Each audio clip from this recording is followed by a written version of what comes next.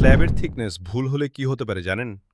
এই ছোট ভুলটাই ভবিষ্যতে বড় সমস্যার কারণ হতে পারে। স্ল্যাব কত পুরু হবে সেটা শুধু আন্দাজ করে ঠিক করা উচিত নয়। ভবনের স্প্যান, লোড এবং স্ট্রাকচারাল ডিজাইন অনুযায়ী স্ল্যাব থিকনেস নির্ধারণ করতে হয়। ভুল থিকনেস হলে স্ল্যাব বেশি পাতলা হলে অতিরিক্ত ডিফ্লেকশন, ফাটল বা ভাইব্রেশনের সমস্যা হতে পারে। আবার প্রয়োজনের তুলনায় বেশি পুরু করলে অপ্রয়োজনীয়ভাবে ভবনের ওজন ও খরচ বাড়তে পারে। কি করবেন? ঢালাইয়ের আগে অবশ্যই স্ট্রাকচারাল ড্রয়িং অনুযায়ী স্ল্যাব থিকনেস মেপে নিন। ভুল থাকলে নিজে থেকে থিকনেস পরিবর্তন না করে স্ট্রাকচারাল ইঞ্জিনিয়ারের পরামর্শ নিন। স্ল্যাবের থিকনেস অনুমান করে নয়, সঠিক স্ট্রাকচারাল ডিজাইন অনুযায়ী করুন। নিরাপদ বাড়ির জন্য প্রতিটি ধাপেই সতর্ক থাকুন।